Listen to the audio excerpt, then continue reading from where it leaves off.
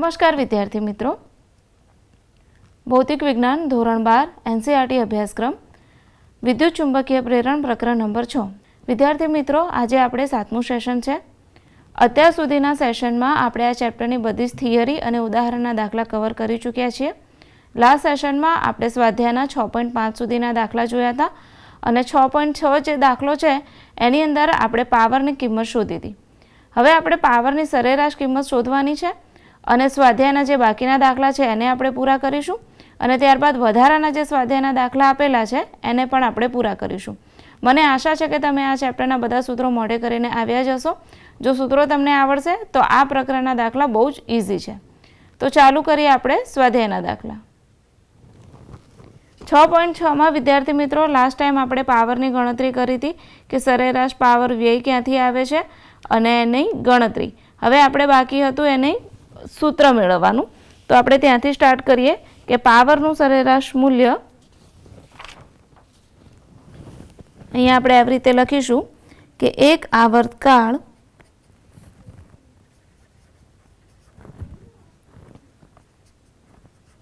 પરના વોલ્ટેજનું સરેરાશ મૂલ્ય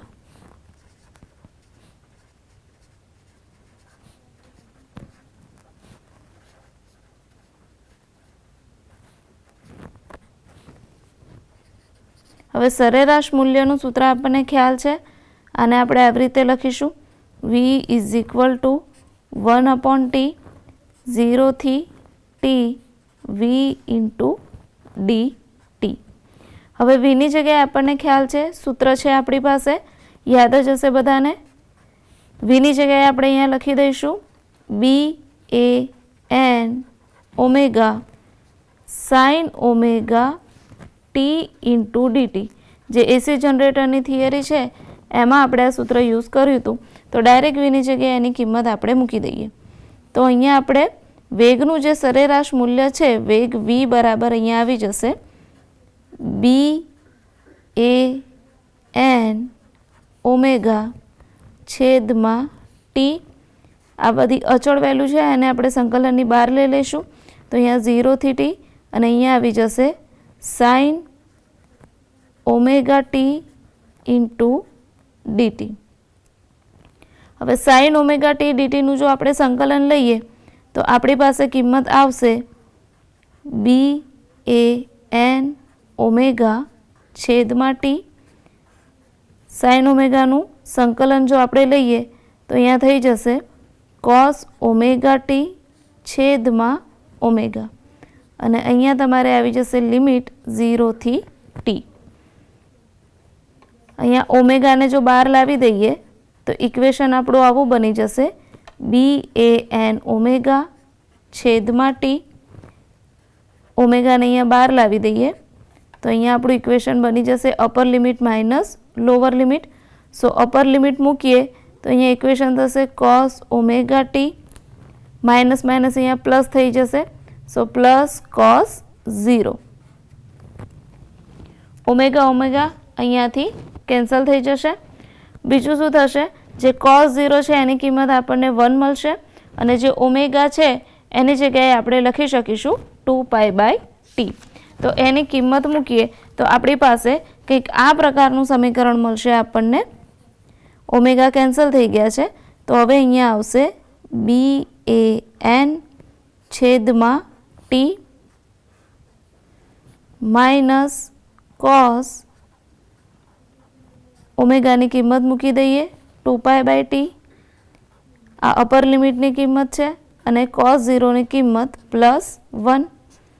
tt અહીંયાથી કેન્સલ થઈ જશે તો ઇક્વેશન આપણું બની જશે BAN છેદમાં t કોસ 2πની કિંમત અહીંયા લખી દઈએ 1 +1 તો ઓલરેડી છે જ.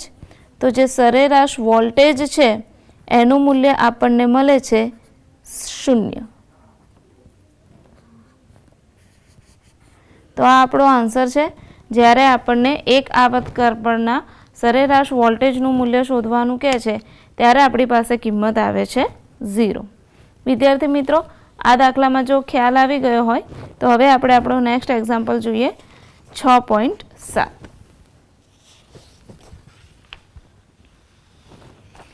રકમ વાંચીશું 6.7ની.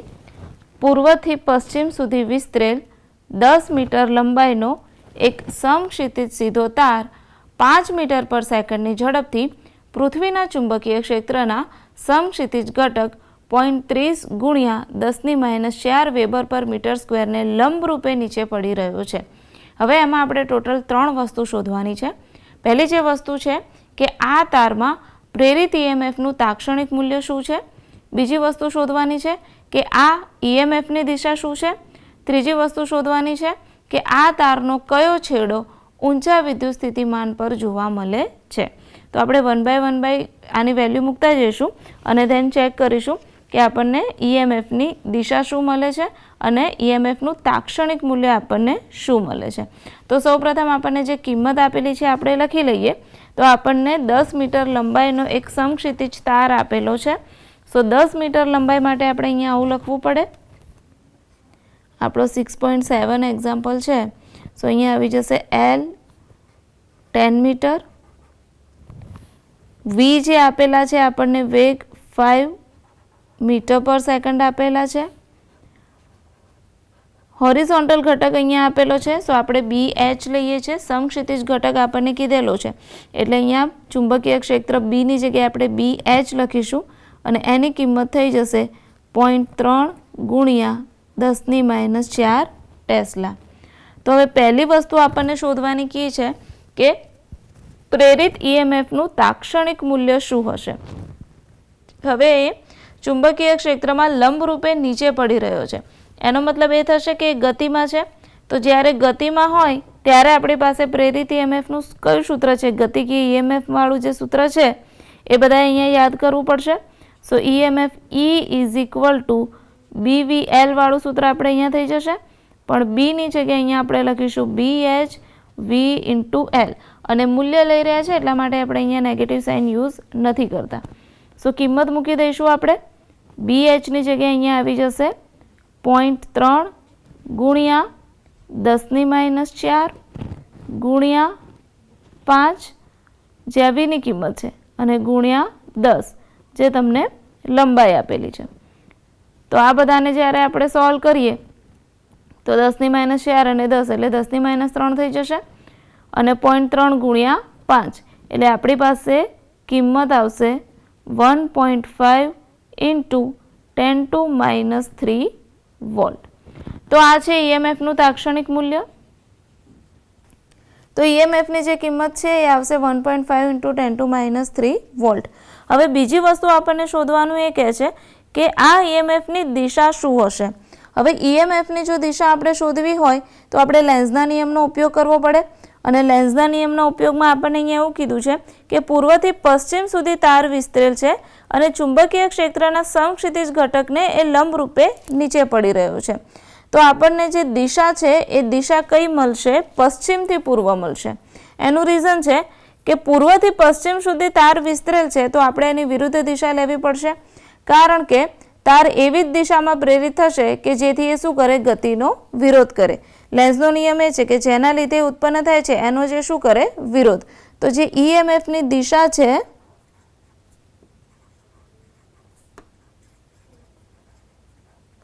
ઈએમએફની દિશા એ પશ્ચિમથી પૂર્વ તરફની થશે.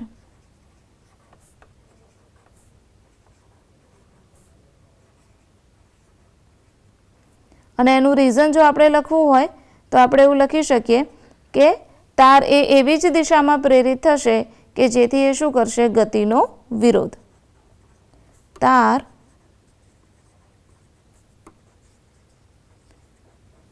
એવી દિશામાં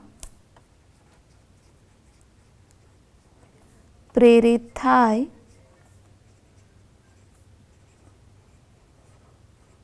કે જેથી તે ગતિનો વિરોધ કરે.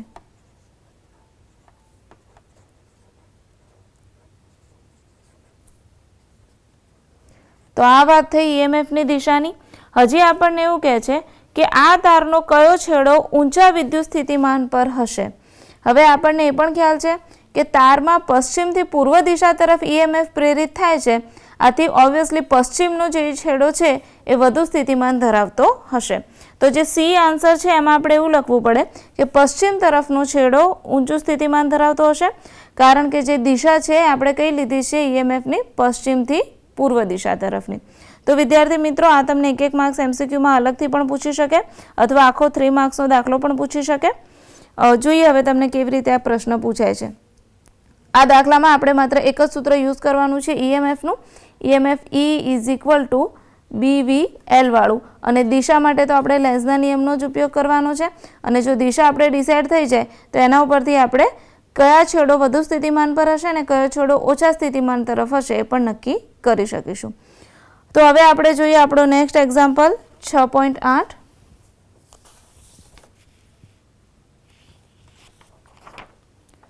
6.8 એક્ઝામ્પલ છે એમાં આપણને એવું કહે છે કે એક પરિપથમાં 0.1 સેકન્ડમાં વિદ્યુત પ્રવાહ 5 એમ્પિયરથી 0 એમ્પિયર સુધીનો એમાં ઘટાડો થાય છે। 5.0 એમ્પિયરથી 0.0 એમ્પિયરનો એમાં ઘટાડો થાય છે। જો 200 વોલ્ટ સરેરાશ ઈએમએફ પ્રેરિત થતું હોય તો આ પરિપથના આત્મપ્રેરકત્વનો અંદાજ આપો। विद्यार्थी मित्रों अहींया तमने टी नी किंमत आपेली छे अने बीजुं तमने प्रवाहमां घटाडो थई रह्यो छे, एटले जे प्रवाह आई छे एनी जग्याए तमने डीआई नी किंमत आपेली छे अने एमां 5 एम्पियरथी 0 एम्पियर सुधी जाय छे। एटले जे तमारे प्रारंभिक छे ए 5 छे अने जे अंतिम छे ए 0 छे। 5 थी शरू थाय छे अने 0 सुधी एंड थाय छे। અને જે તમારું વોલ્ટેજ છે ઈએમએફ તમને આપેલું છે સરેરાશ ઈએમએફ, સો E તમને આપી દીધેલું છે 200 વોલ્ટ અને તમારે શોધવાનું છે આત્મપ્રેરકત્વ। તો આત્મપ્રેરકત્વ માટે આપણી પાસે કયું સૂત્ર છે? E - L di/dt। એમાંથી જો આપણે L ને સૂત્રનો કરતા બનાવી દઈએ તો આપણને મળી જશે આત્મપ્રેરકત્વની કિંમત। તો આપણે જે પહેલા તમને કિંમત આપેલી છે આમાં લખી લઈશું। તમને કઈ કિંમત આપેલી છે? તો સૌથી પહેલા આપણને આપેલી છે dt ની કિંમત। સો dt બરાબર અહીંયા આપણે લઈ લઈએ 0.1 સેકન્ડ। બીજું આપણને 5 થી 0 થાય છે, સો જે પ્રવાહ છે એમાં થતો ફેરફાર જો di લઈએ તો di બરાબર અંતિમ 0 અને જે પ્રારંભિક છે તમારે થઈ જશે 5। તો ઓલ ઓવર આપણે થઈ જશે -5 એમ્પિયર। E = આપણા કેટલા છે? પ્રેરિત ઈએમએફ 200 વોલ્ટ અને શોધવું શું છે આપણે? આત્મપ્રેરકત્વ। તો હવે આપણી પાસે સૂત્ર છે આત્મપ્રેરિત ઈએમએફ। સો આત્મપ્રેરિત ઈએમએફ =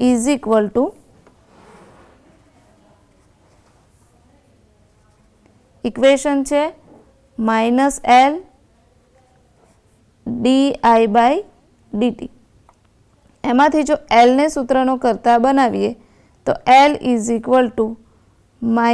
E છેદમાં di/dt। E ની કિંમત કેટલી આપેલી છે આપણને? 200। તો અહીંયા એની કિંમત મૂકી દઈએ। di/dt, સો d છે તમારા -5 અને જે dt છે આપણા પાસે 0.1। સો અહીંયા માઇનસ માઇનસ ઉપરથી કેન્સલ થઈ જશે અને જે આ 0.1 છે એ ઉપર આવી જશે। તો તમારી પાસે ઓલ ઓવર કિંમત શું આવી જશે?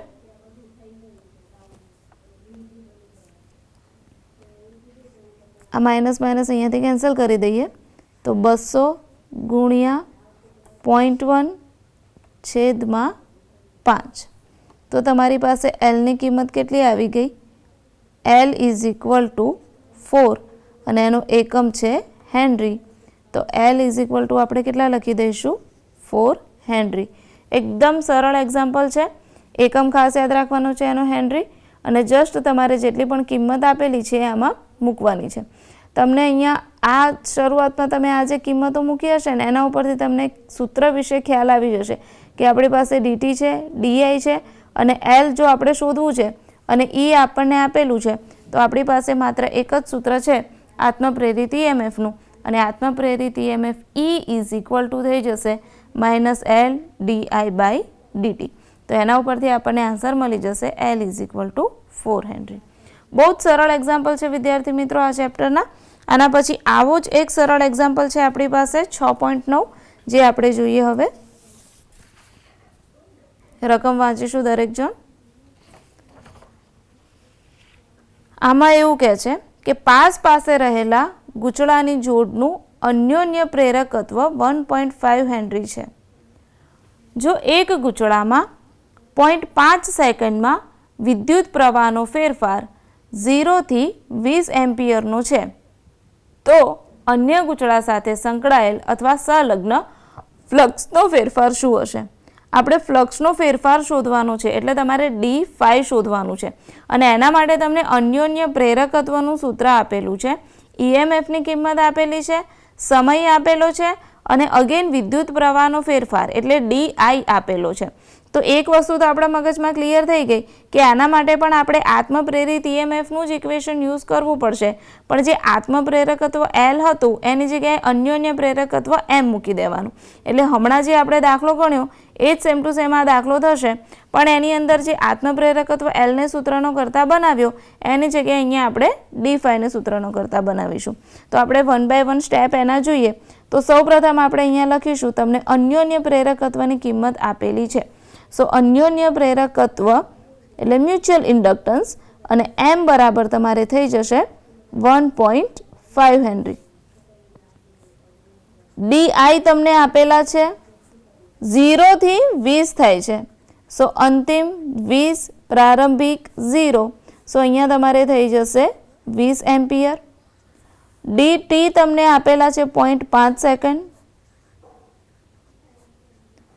અને D5 તમારે શોધવાના છે કે D5 બરાબર કેટલા થશે. તો અગેન એ જ આત્મપ્રેરિત EMFનું ઇક્વેશન આપણે યુઝ કરીએ તો E is equal two -M DI/dt. પહેલાં તમને આમાં એવું પણ પૂછી શકે કે આ બધાની કિંમત આપેલી હોય ને એમને સૂત્રનો કરતા બનાવવાનો કે, તો હમણાં જે લાસ્ટ એક્ઝામ્પલ જોયો સેમ ટુ સેમ એવો એક્ઝામ્પલ થઈ જાય, પણ આની અંદર તમને આ જે M છે એની કિંમત આપી દીધેલી છે અને તમને ફ્લક્સ શોધવાનું કહે છે. તો આમાં જે આપણો ફેરેડેનો નિયમ છે એ આપણે યુઝ કરવું પડે કે EMF બરાબર ફેરેડેનો જે પ્રેરણનો નિયમ છે એમાં ઇક્વેશન છે E is equal two -d5/dt. અહીંયા ગૂંચળાની વાત છે કે એ પાસે રહેલા, પણ એમાં કોઈ આંટાઓની સંખ્યા અહીંયા આપેલી નથી, એટલા માટે આપણે અહીંયા કેપિટલ N યુઝ નહીં કરીએ. સીધું જ ઇક્વેશન આવશે -d5/dt is equal two -M DI/dt. તો dt બંને બાજુથી કેન્સલ થઈ જશે, નેગેટિવ સાઇન બંને બાજુથી કેન્સલ થઈ જશે. તો હવે ઇક્વેશન શું આવી ગયું આપણી પાસે?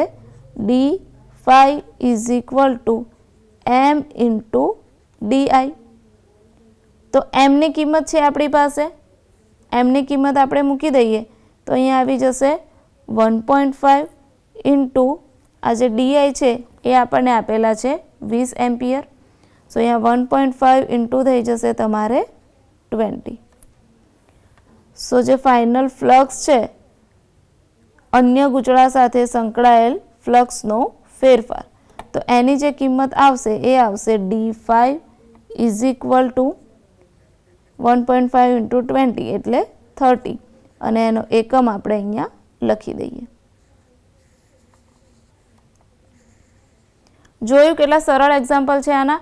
માત્ર એક જ સૂત્ર યાદ રાખવાનું છે, એમાં તમને ત્રિરાશિની તરીકે ગમે તેની કિંમત આપેલી હોય, જેની કિંમત આપેલી હોય એ તમારે લખી દેવાની, ના આપેલી હોય એને સૂત્રનો કરતા તમે બનાવી શકો છો. આ ચેપ્ટરના દાખલા બહુ જ સરળ છે અને એક માર્ક્સના MCQમાં તો ઘણું પૂછાઈ શકે છે. જે ફાઇનલ તમારી એક્ઝામ છે બોર્ડ એક્ઝામ, એમાં આ ચેપ્ટર તમારે 5 માર્ક્સમાં પૂછાવાનું છે. હવે આપણે આપણો નેક્સ્ટ એક્ઝામ્પલ જોઈએ 6.10. 6.10માં એવું કહેવા માંગે છે કે જેટ વિમાન 1800 કિલોમીટર પ્રતિ કલાકની ઝડપે પશ્ચિમ તરફ ગતિ કરે છે. જો આ સ્થાને પૃથ્વીના ચુંબકીય ક્ષેત્રનું મૂલ્ય 5 × 10⁻⁴ ટેસ્લા અને ડીપ એંગલ 30 ડિગ્રી હોય તથા જો પાંખોના છેડાઓ વચ્ચેનો ગાળો 25 મીટરનો હોય તો તેમની વચ્ચે ઉત્પન્ન થતો વોલ્ટેજનો તફાવત શું હશે? હવે વોલ્ટેજનો તફાવત એટલે આપણે શું શોધવાનું હશે? તમને અહીંયા V આપેલું છે, ડીપ એંગલ એટલે φ આપેલું છે, બીજું તમને બી આપેલું છે, એલ આપેલું છે અને તમને શોધવાનું શું કહે છે? વોલ્ટેજનો તફાવત. અને એ બી એમની વચ્ચે ઉત્પન્ન થાય છે. તો વોલ્ટેજનો તફાવત દેટ મીન્સ આપણે EMF જ શોધવાનું છે અને EMF માટેનું સૂત્ર આપણે જે યુઝ કરીએ તો E ઇઝ ઇક્વલ ટુ આપણે લખવું પડશે BVL વાળું સૂત્ર. પણ એ પહેલાં જે અહીંયા કિંમત આપેલી છે એને લખી લઈએ. તો V બરાબર 1800 કિલોમીટર પ્રતિ કલાકની ઝડપે પશ્ચિમ તરફ ગતિ કરી રહ્યું છે. એટલા માટે આપણી પાસે ગતિક EMFનું સૂત્ર છે E is equal two BVL. તો એમાંથી જે V છે એની કિંમત આપણને કિલોમીટર પ્રતિ કલાકમાં આપેલી છે. તો એને આપણે પહેલાં મીટર પ્રતિ સેકન્ડમાં ફેરવી દઈએ. તો 1800 કિલોમીટર પ્રતિ કલાક એના બરાબર થઈ જશે 1800 ગુણ્યા કિલોમીટર એટલે 1000 અને ડિવાઈડ બાય સેકન્ડમાં ફેરવવું હોય તો 3600 સેકન્ડ. તો અહીંયાથી કેન્સલ થઈ જશે અને તમારી પાસે ફાઇનલ આન્સર આવશે 500 મીટર પ્રતિ સેકન્ડ. તો આ થઈ ગયો વેગ. બીજું આપણને આપેલું છે ચુંબકીય ક્ષેત્ર B ઇઝ ઇક્વલ ટુ 5 ગુણ્યા 10⁻⁴ ટેસ્લા. ફાઈ આપણને આપેલું છે 30 ડિગ્રી અને L બરાબર આપણને આપેલું છે 25 મીટર. તો BVL બધું આપણી પાસે છે તો આપણે સિમ્પલી શોધી શકીએ EMF E. તો હવે ડાયરેક્ટ આપણે જો કિંમત મૂકીએ આની તો ઇક્વેશન શું છે?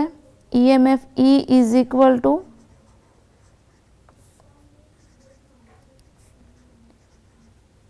BVL, પણ અહીંયા આપણે BV ઇન્ટુ VL લખીશું.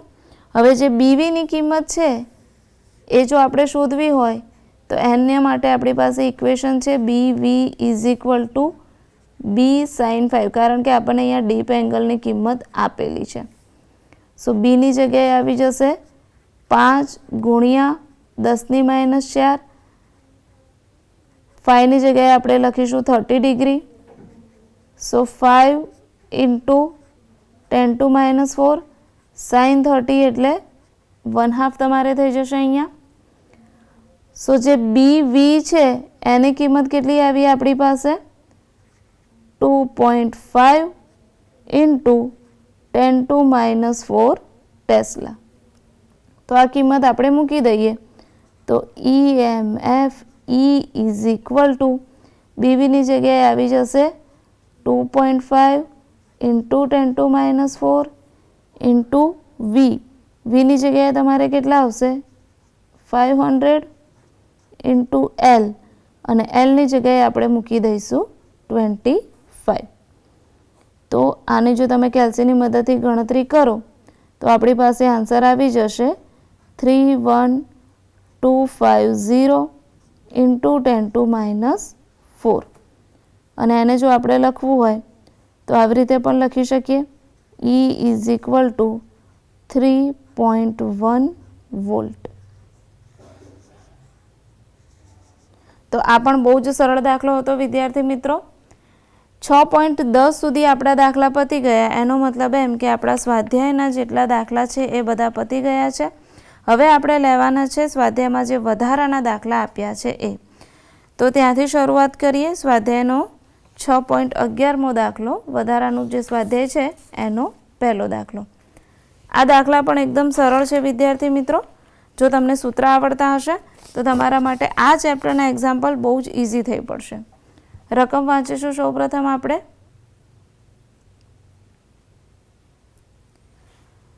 સ્વાધ્યાય 6.4માં લૂપ સ્થિર છે તેમ ધારો, પરંતુ ચુંબકીય ક્ષેત્ર ઉત્પન્ન કરનારો જે પ્રવાહ વિદ્યુત ચુંબકને આપવામાં આવે છે તે ધીમે ધીમે ઘટાડવામાં આવે છે.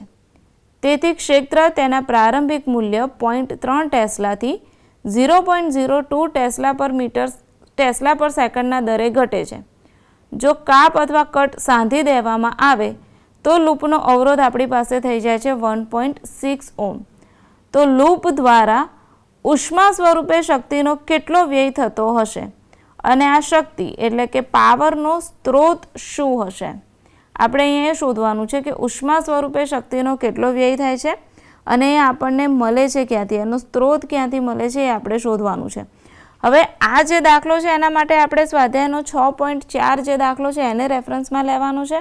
અને એના માટે તમને યાદ છે કે આવી રીતે એક ચુંબકીય ક્ષેત્ર હતું.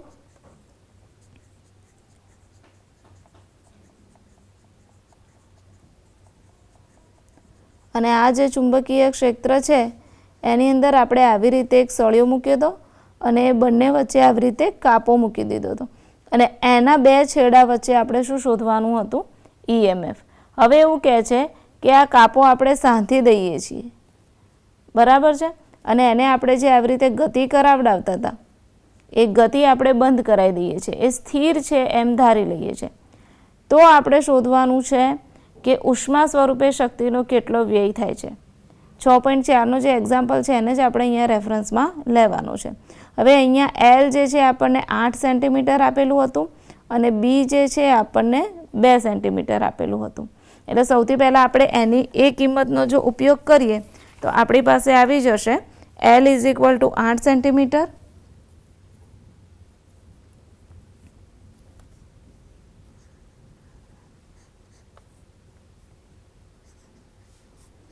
સેન્ટીમીટરમાંથી જો એને આપણે મીટરમાં ફેરવીએ તો તમારી પાસે થઈ જશે 8 × 10⁻² મીટર.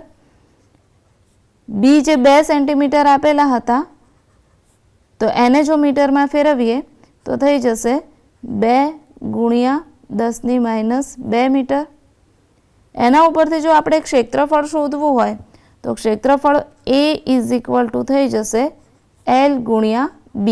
હવે ક્ષેત્રફળ શોધવાનું કારણ એ છે કે આપણને ઉષ્મા સ્વરૂપે વ્યય પામતો પાવર શોધવાનું છે અને એના માટેનું ઇક્વેશન છે P = I²R.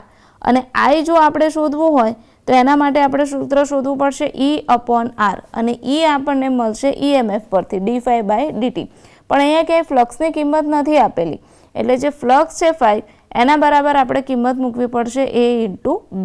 તો એના માટે આપણે અહીંયા A શોધવાનું છે. તો LB અને Lની જગ્યાએ અહીંયા શું થઈ જશે? 8 × 2 એટલે 16 અને 10⁻² × 10⁻². એટલે 10⁻4 અને એકમ આવી જશે મીટર × મીટર એટલે મીટરનો સ્ક્વેર. બીજી વસ્તુ dB/dt એમાં આપેલા હતા આપણને 0.02 ટેસ્લા પર સેકન્ડ. અવરોધ આરની કિંમત આપણને આપેલી છે 1.6 ઓહ્મ. સો પ્રેરિત EMF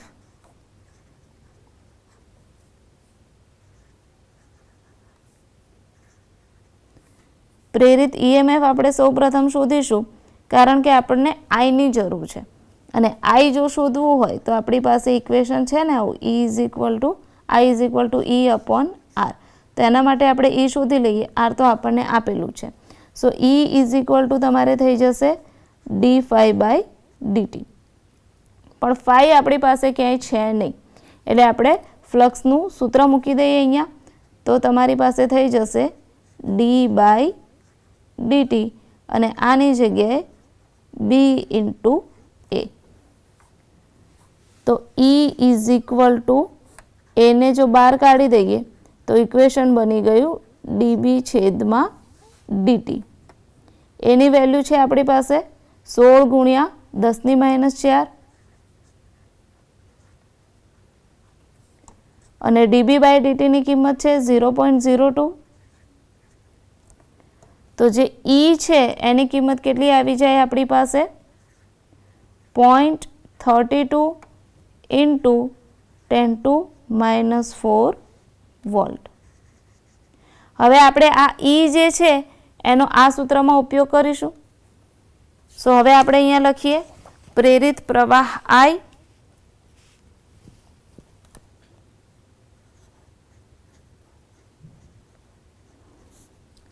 પ્રેરિત પ્રવાહ I = E/R. સો E બરાબર 0.32 × 10⁻⁴ / R. સો Rની જગ્યાએ આવી જશે 1.6. તો જે પ્રેરિત પ્રવાહ છે એની કિંમત થઈ જશે I is equal two 0.2 into 10⁻⁴ અને એકમ આપણે લખી દઈએ એમ્પિયર. સો I મળી ગયો આપણને, જે આપણે જરૂરી હતો.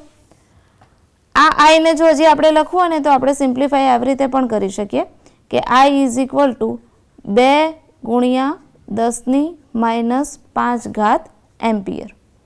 હવે આપણું ફાઇનલ સ્ટેપ જે આપણે દાખલામાં શોધવાનું કીધું છે, એમાં આપણને કીધું છે કે ઉષ્મા સ્વરૂપે વ્યય પામતો પાવર, તો એનું સૂત્ર છે I²R. તો આપણે અહીંયા લખી લઈએ કે ઉષ્મા સ્વરૂપે વ્યય પામતો પાવર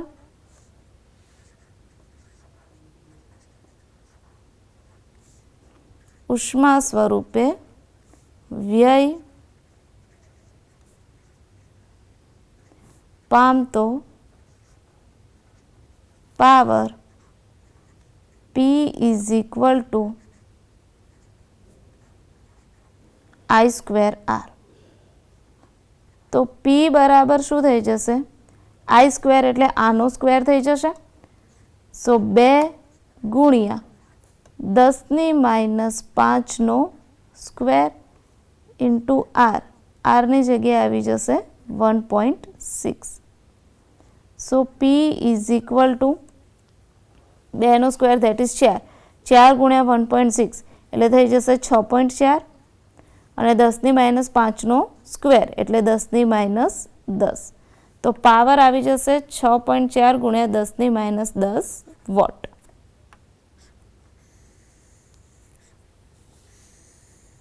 તો આ છે આપણો ફાઇનલ આન્સર. હજી આપણને બીજી વસ્તુ એ કહે છે કે એનો સ્ત્રોત શું હતો. તો અહીં પાવરનું ઉદ્ગમ આપણે શું લઈશું?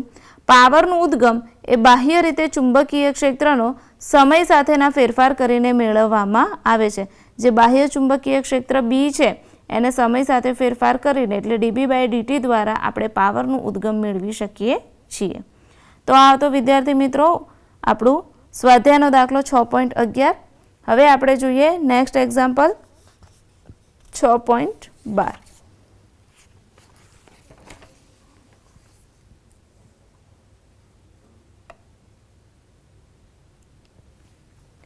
રકમ વાંચીશું.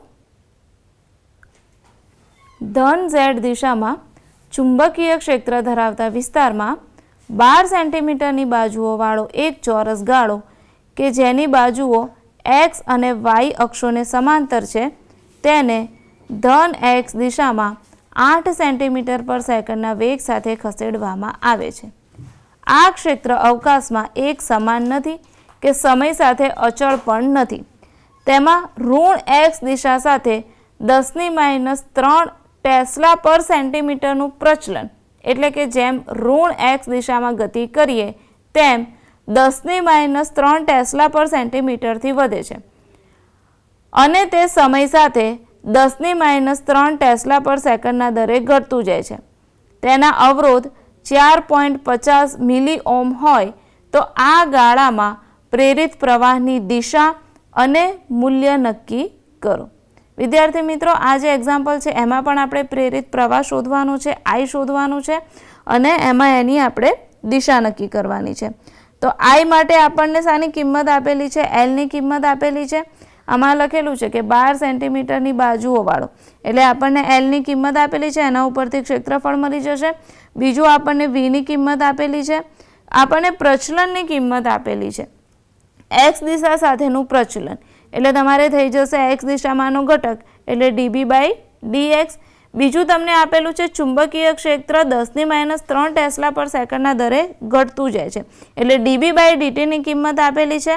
અવરોધ Rની કિંમત આપેલી છે એટલે અગેન આપણે પ્રેરિત EMFના સૂત્ર પરથી આપણે I ઇક્વેશન જે I છે આપણો પ્રવાહ એને સૂત્રનો કરતા બનાવી શકીએ અને એની અંદર Eની કિંમત મૂકી દઈશું એટલે આપણને આન્સર મળી જશે. તો સ્ટાર્ટ કરીએ વિદ્યાર્થી મિત્રો.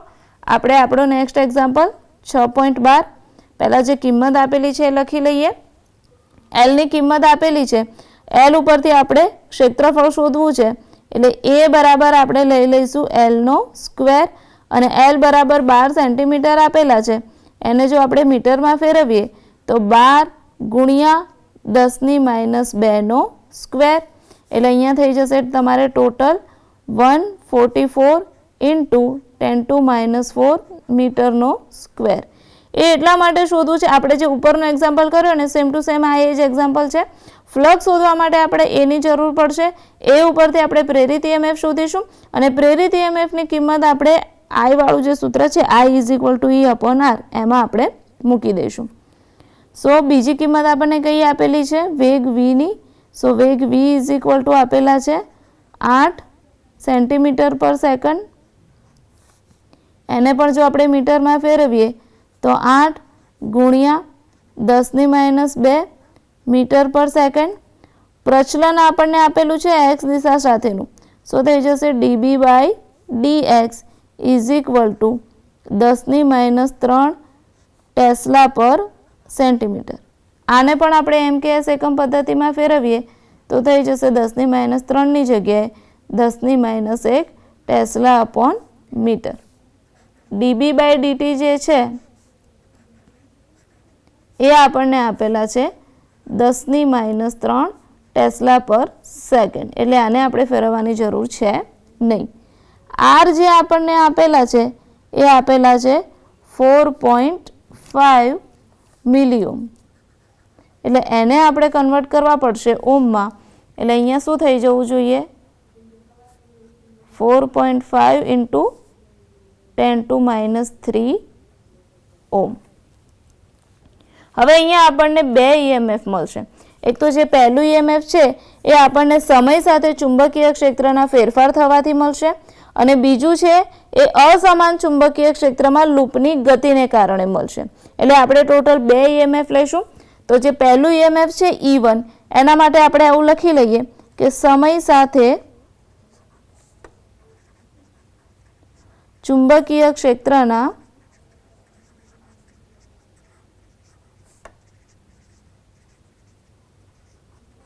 ફેરફાર થવાથી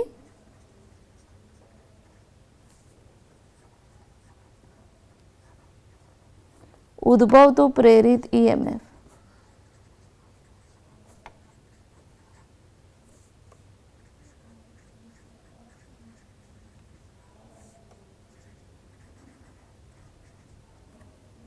તો EMFનું ઇક્વેશન તો હવે બધાને યાદ રહી જ ગયું હશે. E = dφ/dt અને એની અંદર આપણે કિંમત મૂકી દઈએ ફ્લક્સના સૂત્રની. તો આના બરાબર આપણે મૂકી દઈશું AB. એને બહાર કાઢી ઉપરનો જે એક્ઝામ્પલ કર્યો ને સેમ ટુ સેમ એ જ મેથડ આમાં કરવાની છે. dB/dt. તો આ જે A છે એ A બરાબર આપણે કેટલા મૂકી દઈશું? આપણી પાસે કિંમત છે અહીંયા 144 × 10⁻⁴. અને જે dB/dt છે એની કિંમત આપણને આપેલી છે 10⁻3. તો અહીંયા જો આપણે એની કિંમત મૂકી દઈએ તો આપણી પાસે શું આવી જશે?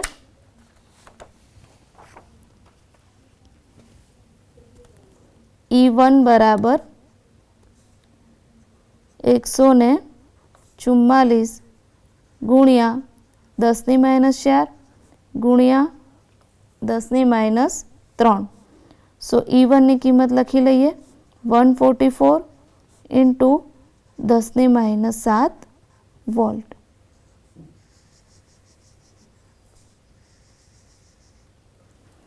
આ પહેલું EMF થયું. હવે આપણે બીજું EMF શોધવાનું છે અસમાન ચુંબકીય ક્ષેત્રને લીધે. તો આપણે અહીંયા આવું લખીશું કે અસમાન ચુંબકીય ક્ષેત્રમાં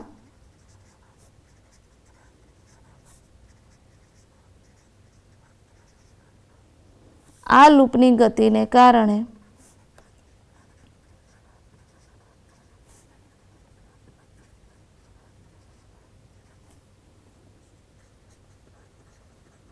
ચુંબકીય ફ્લક્સના ફેરફારનો દર.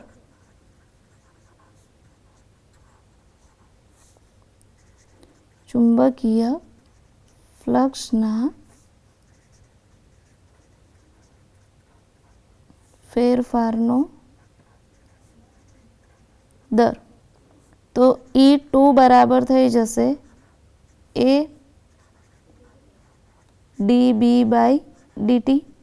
અહીંયા ડાયરેક્ટ લખી દઉં છું. એનું રીઝન તમને કહું છું કે આગળ જે આપણે ઇક્વેશન યુઝ કર્યું E2 = dφ/dt એમાં d/dt અને φની જગ્યાએ B × A આપણે લખીશું. તો એ જ ઇક્વેશન થયું એટલે અહીંયા આપણે ડાયરેક્ટ લખી દઈએ છીએ એ ઇન્ટુ ડીબી બાય ડીટી.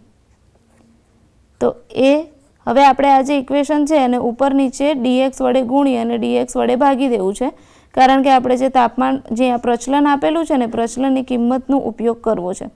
શું થઈ જશે, આને આ બાજુ લઈ દો અને આને અહીંયા લઈ જાઓ.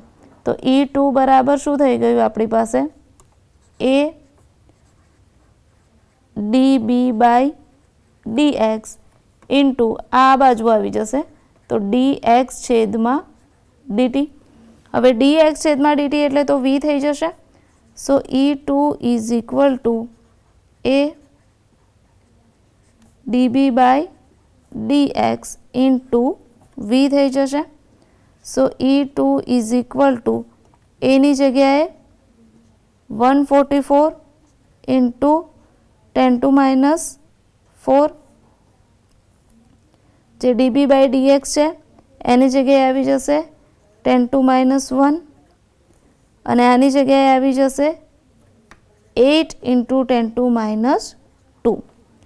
તો જે બીજું ઈએમએફ છે એની કિંમત કેટલી આવશે આપણી પાસે E2 ઇઝ ઇક્વલ ટુ, જો આપણે આનું કેલ્સીથી સોલ્યુશન લઈશું તો આપણી પાસે આવશે આન્સર 1152 ઇન્ટુ 10⁻⁷ વોટ.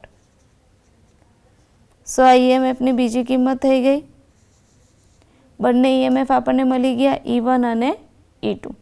તો હવે આપણે શું કરીશું, કુલ પ્રેરિત ઈએમએફ લઈ લઈશું E is equal two E1 plus E2. તો હવે આપણે ઇક્વેશન લખીએ, કુલ પ્રેરિત EMF E is equal two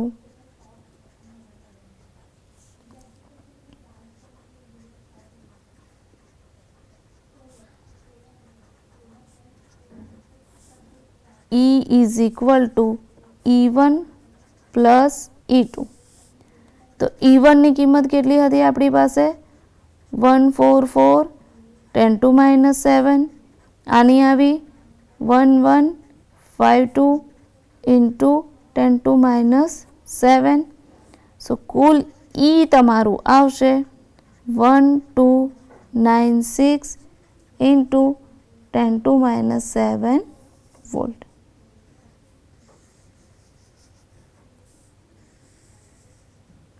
અથવા જો આને લખવું હોય તો આપણે આવી રીતે પણ લખી શકીએ, E is equal two 1.296 into 10⁻⁴ volt. બંને આન્સર સેમ જ ગણાય છે. સો તમે બંને રીતે એને લખી શકો. હવે આપણે શોધવું છે પ્રેરિત પ્રવાહ.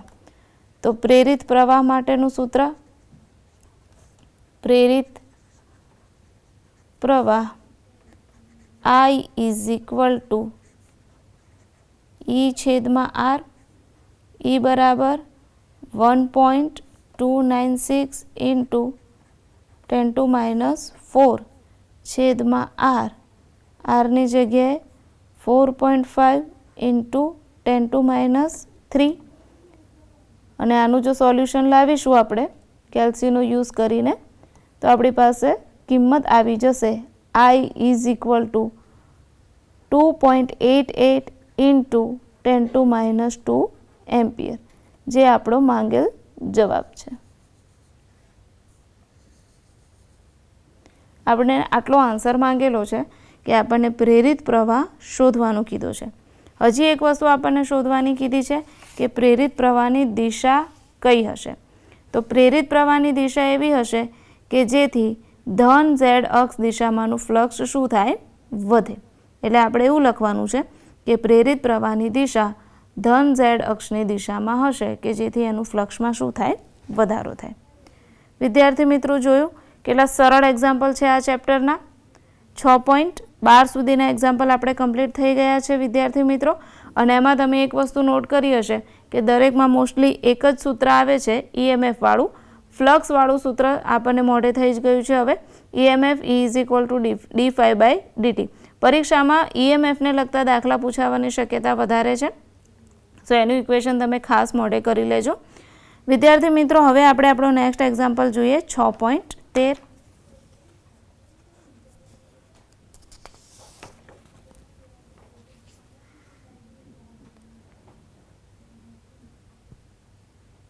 એક શક્તિશાળી લાઉડસ્પીકરના ચુંબકના ધ્રુવો વચ્ચેના ક્ષેત્રના મૂલ્યને માપવું છે.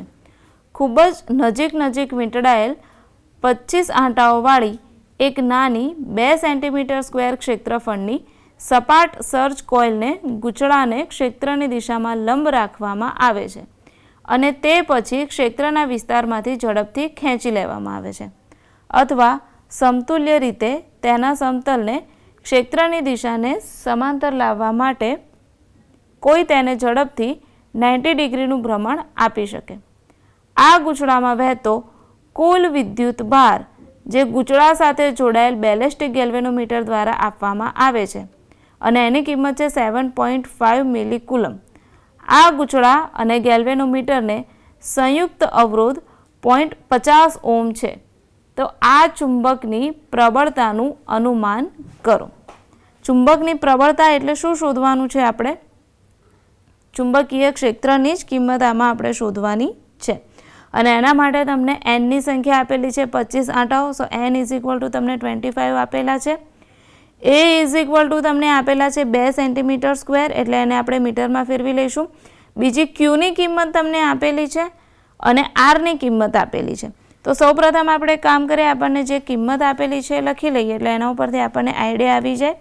સો N is equal to 25, A is equal to 2 centimeter square. So 2 into 10 to minus 4 meter square. Delta Q આપણને આપેલા છે 7.5 મિલીકુલમ is equal to 7.5 into 10 to minus 3 coulomb અને R ઇઝ ઇક્વલ ટુ આપણને આપેલા છે 0.5 ઓહ્મ. હવે આના ઉપરથી આપણે શું શોધવાનું છે? બીની કિંમત શોધવાની છે. તો આપણી પાસે ક્યુ અને આર વાળું એક સૂત્ર છે વિદ્યાર્થી મિત્રો. તમને જે ફ્લક્સ અને વિદ્યુત ભાર બંને વચ્ચેનો સંબંધ મેળવવાનું એક હતી આપણી થિયરી નાની 2 માર્ક્સની. એ થિયરીમાં એક ઇક્વેશન આવતું હતું delta q is equal to delta 5 upon r. યાદ છે બધાને આ થિયરી? આ વિદ્યુત ભાર જે છે એમાં થતો ફેરફાર એ ફ્લક્સ સાથે કેવી રીતે સંકળાયેલ હોય છે એ પ્રમાણેની એક થિયરી હતી આપણી. તો અહીંયા ડેલ્ટા ક્યુ આપણી પાસે છે, ડેલ્ટા 5 નથી પણ આપણે એનો ફેરફાર લઈ શકીએ 5 2 - 5 1 અને આર તો આપણને આપેલા છે. સો ડેલ્ટા 5 બરાબર અહીંયા આપણે લખી શકીએ 5 2 - 5 1 છેદમાં આર અને જે 5 છે એની જગ્યાએ આપણે કિંમત મૂકી શકીએ. અહીંયા ગૂંચળામાં આંટાઓની સંખ્યા આપેલી છે એટલે બી એની જગ્યાએ આપણે એન બી એ લખીશું -0 છેદમાં આર. સો ડેલ્ટા ક્યુ બરાબર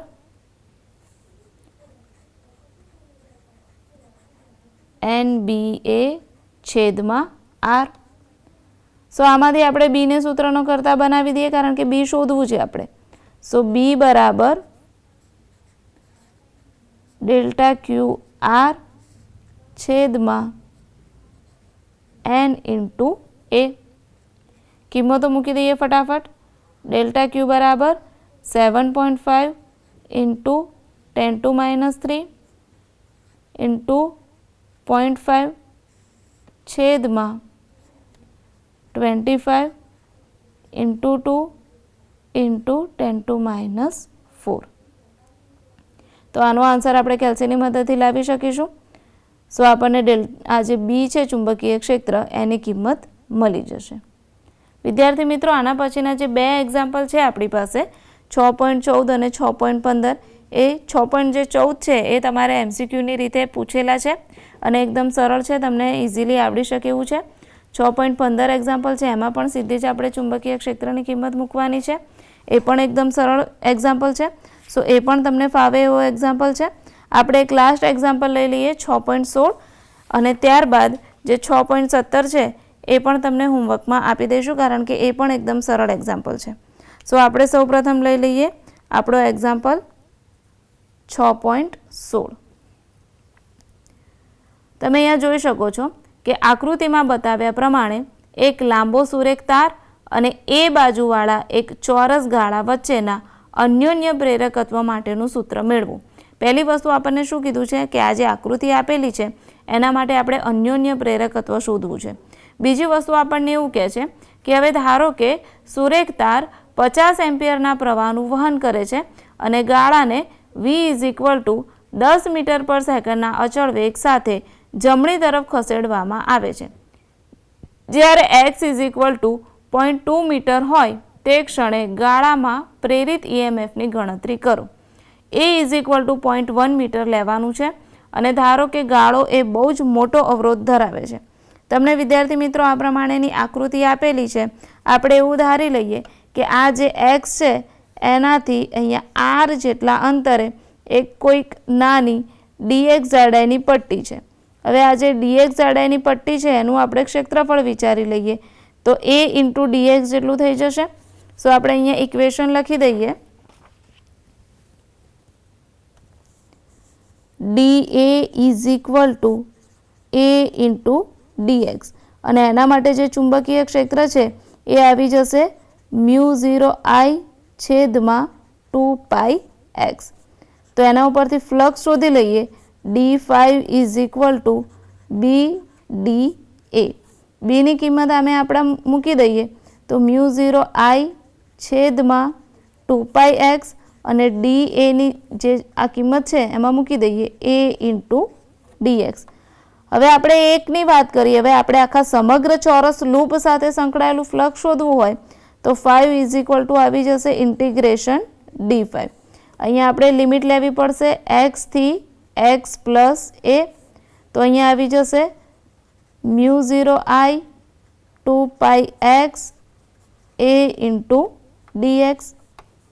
સો μ0IA/2πx થી x + a અને અંદર શું વધશે સંકલનમાં 1/x × dx. સો હવે આપણી પાસે 1/x નું જે સંકલન છે એ આવી જશે 5 = μ0IA/2π 1/x એટલે આવી જશે ln x x થી x + a. So 5 = μ0IA/2π. જો તમે લિમિટ મૂકો તો લિમિટમાં શું આવી જશે? Upper limit minus lower limit.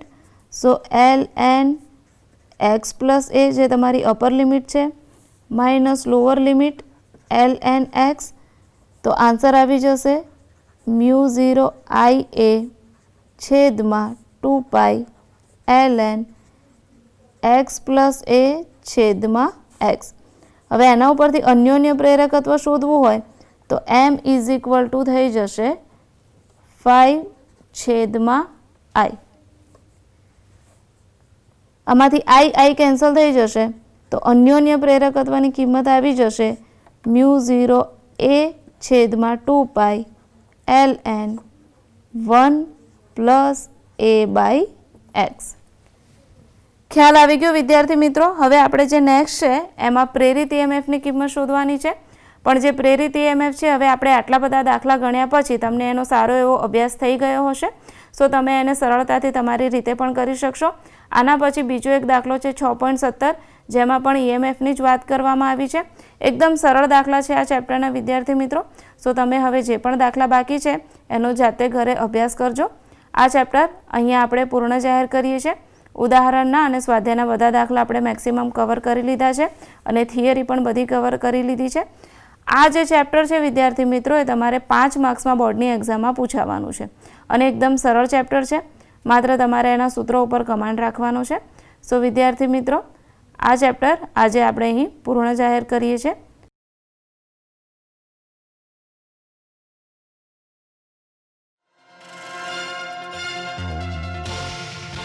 ઝાઝું tension ઊભું કર્યા વગર, ઝાઝી ઊંઘ બગાડ્યા વગર, ઝાઝા ડિસ્ટ્રેક્શન વગર જો તાકાત હોય તો આજથી પરીક્ષા પૂરી ના થાય ત્યાં સુધી ફોન માત્ર બંધ કરી દો. વોટ્સઅપ નહીં, ફોન માત્ર બંધ કરી દો. ટેલિવિઝન સામે બેસો જ નહીં. જો તાકાત હોય એના 25 દિવસ તમે આ પ્રયોગ કરો, મન એમનેમ શાંત થશે.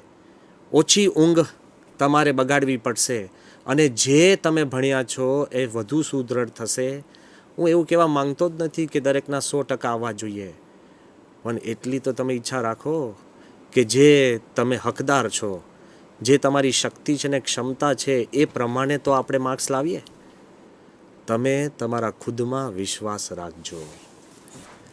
જો તમને જ તમારામાં વિશ્વાસ નહીં હોય તો કોઈ ટીચર, કોઈ પરીક્ષાર્થીઓ, કોઈ મિત્રો, કોઈ વાલીઓ, ખુદ ભગવાન પણ એને મદદ કરી શકતા નથી. Believe in yourself.